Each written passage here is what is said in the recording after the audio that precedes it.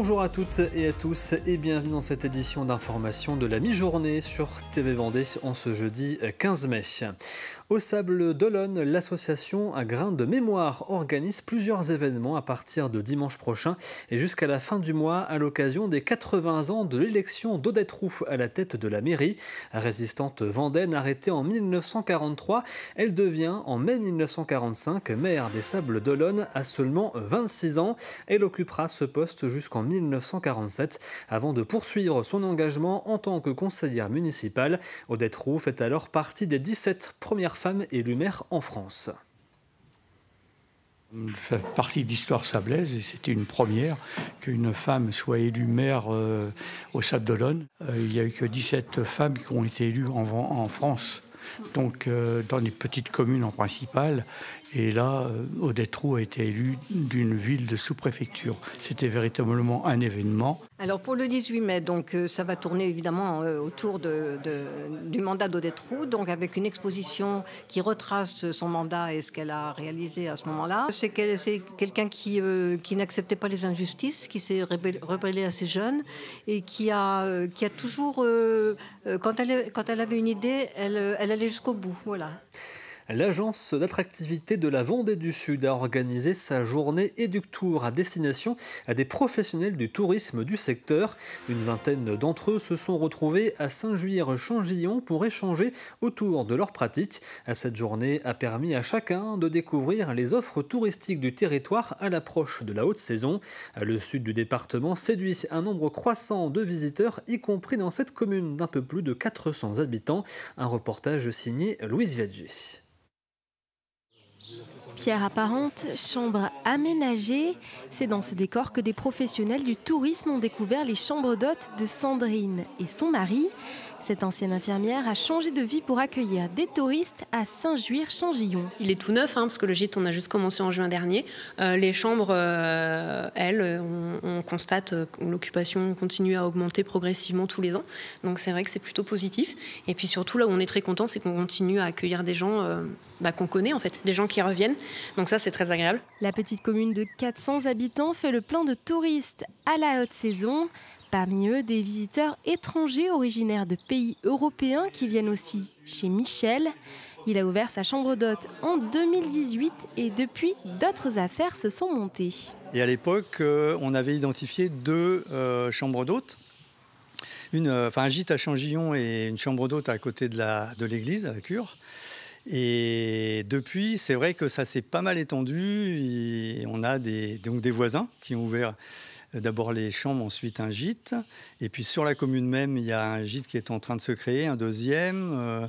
Mais le sud Vendée prend de l'essor.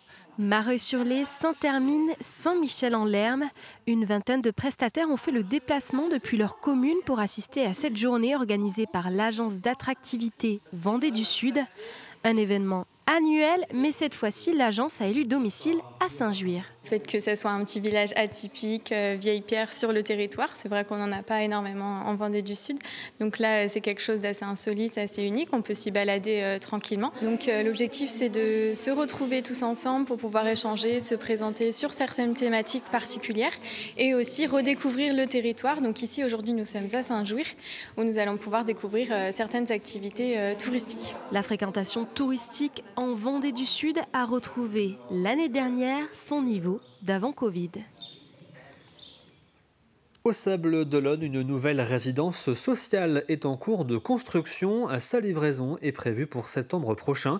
Elle comprendra 92 logements entièrement équipés, spécialement destinés aux salariés temporaires, à des personnes âgées d'au moins 16 ans, titulaires d'un contrat de travail allant de 1 à 24 mois. Nous prenons maintenant la direction des communes de Pétos, Le Langon et Saint-Valérien, où 3 classes préparent actuellement une pièce de théâtre. Les élèves sont encadrés par une metteuse en scène de la compagnie Les Artisans Rêveurs. Ce projet s'inscrit dans le cadre du plan départemental d'éducation artistique et culturelle.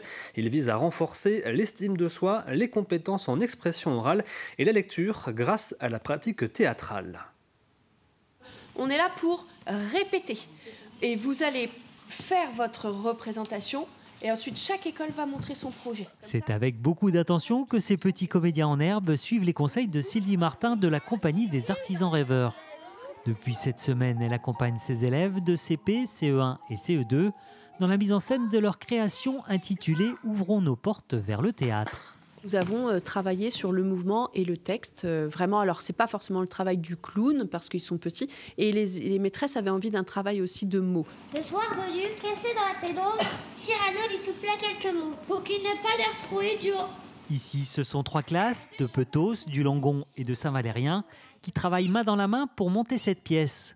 Au mois de mars dernier, ils ont déjà pu appréhender l'univers du théâtre à travers une classe découverte. Il y a un thème général sur les 3 classes, sur le thème de la porte, en lien avec Adage, donc, qui est proposé par le ministère. Donc, on a fait un travail en art plastique, aussi en architecture. Et donc là, maintenant, les enfants l'ont mis en scène. Un texte parmi les grands classiques a été attribué à chaque classe. Pour Petos, Roméo et Juliette. Pour Saint-Valérien, Cyrano de Bergerac. Et pour le Langon, Le malade imaginaire. Ah, et que me prescrivez-vous? Une potion extraordinaire. Et que contient-elle? 3 ingrédients magiques. Il y a une vraie réelle confiance en soi à gagner pour pouvoir jouer devant un public. L'expression corporelle et orale aussi est très importante et c'est vrai que c'est important de l'apprendre dès le plus jeune âge. Et tous ont enfilé le costume et se sont prêtés au jeu avec plaisir. Ce que je préfère, c'est le texte, les mouvements, montrer les émotions. Ça fait comme une histoire que nous on représente et c'est bien. À l'issue de ces répétitions, les élèves présenteront leurs pièces au public le vendredi 16 mai à Saint-Valérien, le 20 mai à Petos et le 23 mai au Langon. Regardons maintenant votre météo de l'après-midi et le soleil est au rendez-vous sur l'ensemble de la Vendée. Les températures sont en nette hausse avec 18 degrés dans le nord-ouest, 20 degrés au Sable d'Olonne, Montée du Vendée et les Herbiers et 21 degrés à La Roche-sur-Yon, La Tranche-sur-Mer et Fontenay-le-Comte. C'est la fin de cette édition. L'actualité revient à 18h avec le journal présenté par Aurélien Huard. Vous retrouvez l'ensemble de nos reportages et émissions sur le site tvvendée.fr. Très bon après-midi à toutes et à tous.